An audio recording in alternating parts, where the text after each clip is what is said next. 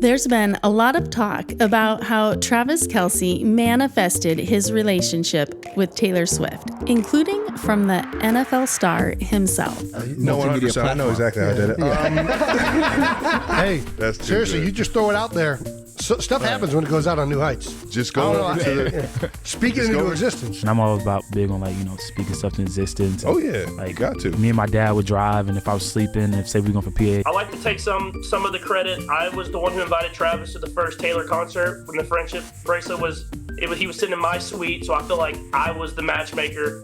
I had some input in there as well. I was like, dude, just go for it. Just go for it. And Travis, man, he does it, and he's a great dude, and I'm glad that it's all worked out for the best. As predicted, Kelce and Taylor.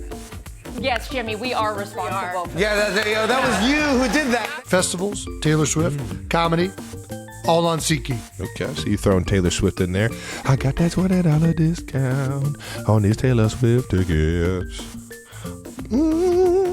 I know you went to the Taylor Swift concert. How was it? Yeah, well, I was disappointed that she doesn't talk before or after her shows because she has to save her voice for the 44 songs that she sings. I didn't get to hand her one of the bracelets I made for her. I wanted to give Taylor Swift one with my number on it. You hate that this happening?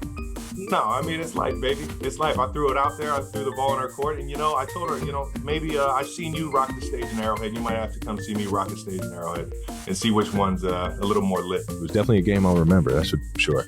And then we just slid off in the getaway car at the end. That was the last time you ever saw me driving the getaway car. We were flying. Never thought it would have landed. You gotta shoot your shot. Yeah, you know what I mean? You miss 100% and you don't take, baby. That's right, Travis. And now you're being lovingly serenaded by Taylor in the City of Love before jetting off to Italy for a very romantic getaway. That included a romantic boat ride in the rain and a candlelit dinner in the gardens of the historic Grand Hotel Tremeso's Villa Sola Caviate in Lake Como.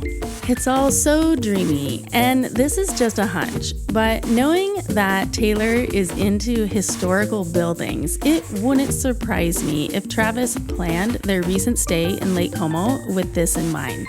In fact, Taylor appreciates historic architecture so much that her Beverly Hills home, a Georgian revival mansion, was granted landmark status in 2017, a couple years after she bought it, and it has undergone restoration under her ownership that has preserved and replicated the home's original elements. The home, which used to be owned by movie mogul Samuel L. Goldwyn, is not Taylor's only home of historical significance.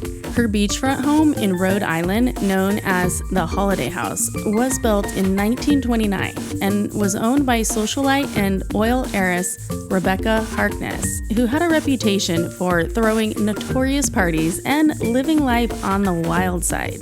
Over the years, Taylor's been known to throw a few great parties at Holiday House herself, and was so inspired by the home's history and former owner that she even wrote a song about it all, titled The Last Great American Dynasty. Madness, the men in bad habits, and then it was bought by me.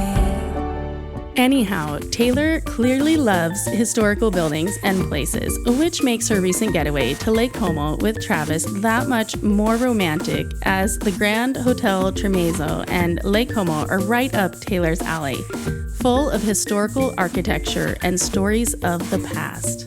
Oh, and let's not forget the adorable teacups. Is that a teacup? I just had to insert that teacup clip somehow. I almost enjoy it as much as watching the 6'5" Kansas City Chiefs tight end making friendship bracelets. And that brings me back to the point about Travis manifesting his relationship with Taylor. He clearly did, but I think Taylor was doing some manifesting herself. I mean, there was that admission back in March from Ben Marshall, who creates comedy videos for Saturday Night Live as part of the comedic trio Please Don't Destroy. Ben, who's worked with both Travis and Taylor in the past, disclosed that Travis had caught Taylor's eye when he hosted Saturday Night Live just a few months before Travis told the world how he'd unsuccessfully attempted to meet Taylor and give her that friendship bracelet with his phone number on it. We worked with both Taylor and Travis Kelce before they got together. She watched his SNL episode. And was like, saw him in our video and was like, oh, this guy seems funny. Oh, that's sweet. Yeah. So while Travis has made it clear he was a fan of Taylor's long before they ever met, it seems Taylor became a fan of Travis's comedic talents not long before she met him and became a fan of his football talents. And you have to wonder if Ben perhaps spilled Taylor's compliments to Travis before Travis took that chance with the friendship bracelet.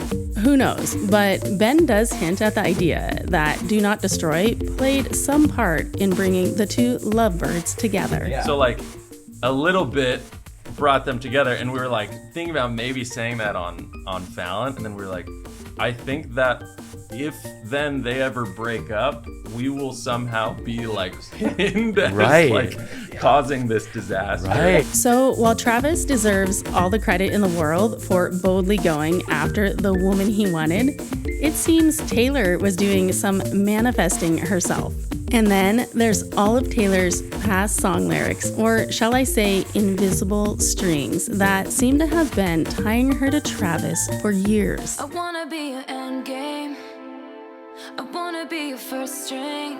I'll be 87, you'll be 89. Oh, he was a killer, first time that I saw him. When they gave us our trophies and we held them up for ride. That's when you came in wearing a football helmet. Long live the walls we crashed through. How the kingdom lights shine just for me and you. She's just part of Chiefs Kingdom now. Make the friendship.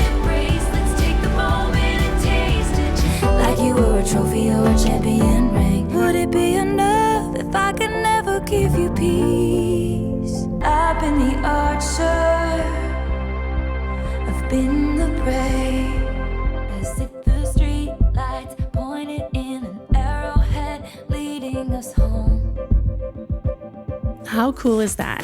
Taylor may not have known it at the time, but come on, those lyrics had to have been manifesting Travis. And one of Taylor's new songs from the Tortured Poets department, The Alchemy, that she has made clear was written about Travis, has lyrics that express that she feels their connection is so extraordinary that it transcends lifetimes. This happens once every few lifetimes.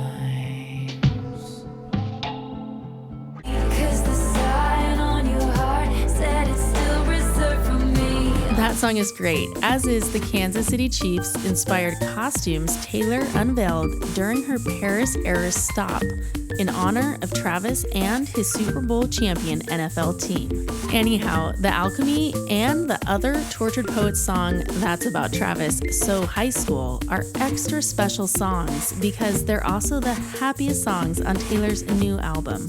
And that's no surprise because Travis has her absolutely glowing with happiness as she does him. I'm the happiest I've ever been. I'm a guy that some people say the glass is half full, half empty, and my glass is all the way full. It's all the way full. I'm oozing life right now, and it's just so much fun.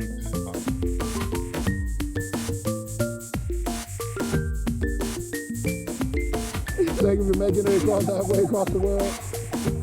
You're the best, baby. Oh my God. The absolute best.